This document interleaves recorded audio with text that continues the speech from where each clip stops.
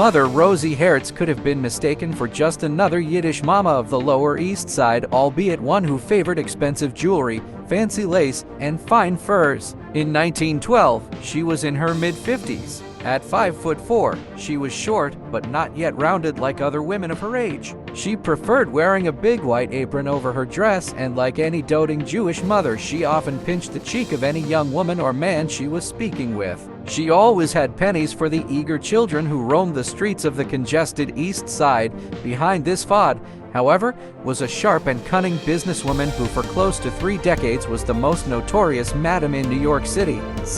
Judge Joseph E. Corrigan described her in 1912 as a kind of godmother for the prostitutes of the East Side, whose shop for disorderly women was as much a public feature of the Lower East Side district as the Brooklyn Bridge, along with her husband, Jacob, or Jake, who, at 65 years old in 1912, was short and bald with a mustache. Her 2 brothers, Dave and Max Rosenbach, a couple of cousins, and other clerks, procurers, and watchmen she oversaw at the height of her notoriety from the late 1880s to 1913 or so, at least 9 brothels, disorderly houses, or resorts in the parlance of the day. They were all located in or near the Lower East Side. In 1913, it was reported that there were approximately 420 brothels in the neighborhood.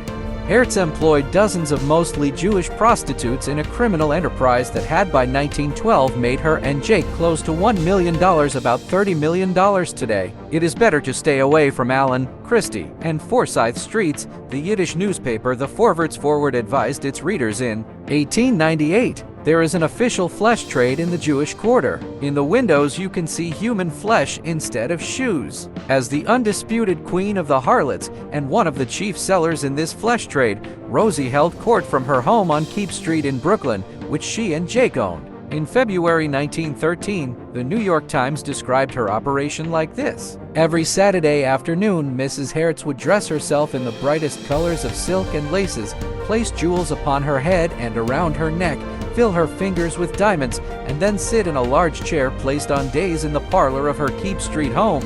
The story Rosie related to her management team began with her immigration to New York City from Hungary in 1882 when she was almost 30 years old. She was most likely already married to Jake, who preceded her to the U.S. by several years. Her mother, Jittel Rosenbach, had also immigrated from, by then. According to the resourceful Abe Schoenfeld, who in 1912 at the age of 21 was hired by Rabbi Judah Magnus, then the head of the recently established New York City Kehillah, the Jewish community's central organization, to be the chief investigator of its Bureau of Social Morals with the aim of monitoring rising local Jewish crime and prostitution. In particular, Jittel Rosenbach may well have been the first Jewish madam in the city. By 1885, she had opened her first brothel in a small apartment and faced her first of many arrests for keeping a bawdy house.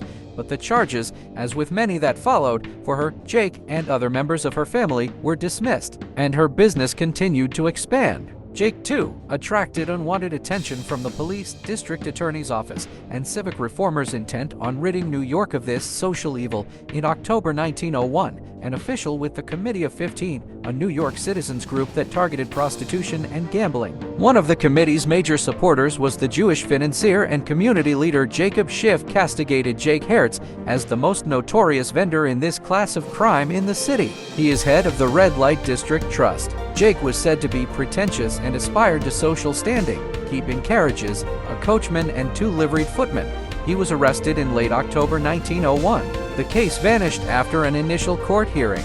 How did the Hertzes evade justice for so many years? Rosie befriended Democratic and Republican organizations and made generous donations to both annually. In 1904, William Gaynor, a friendly judge and liberal reformer when it came to constitutional legal rights. He was later the mayor of New York City from 1910 to 1913, granted a permanent injunction against the police standing in front of the Hertz's brothel at the Dry Dock Hotel at Bowery and 3rd Street and intimidating customers. This action outraged more conservative judges and magistrates, like Corrigan. If the police were bothering Rosie and her various businesses, it was not because of the moral implications of what she was doing, but rather because they were not satisfied with the amount of the so-called protection, fees she offered them. Rosie and nearly every other madam in New York benefited, legally at least, from widespread police and political corruption. despite major investigations into the sordid inner workings of the police and the Tammany political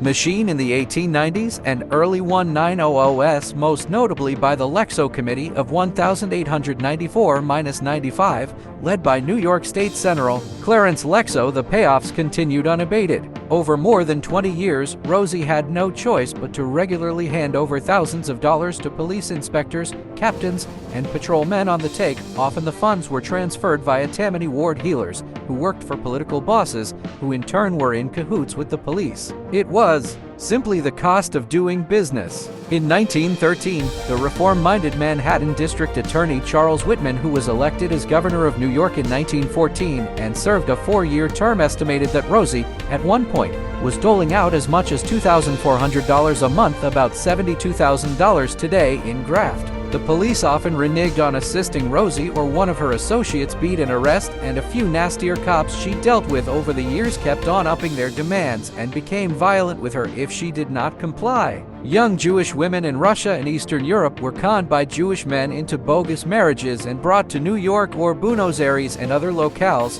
sweet-talked by Jewish cadets, pimps on the lookout for single girls arriving at Ellis Island, seduced at dance halls by Jewish swindlers, and her luck ran out early in 1913.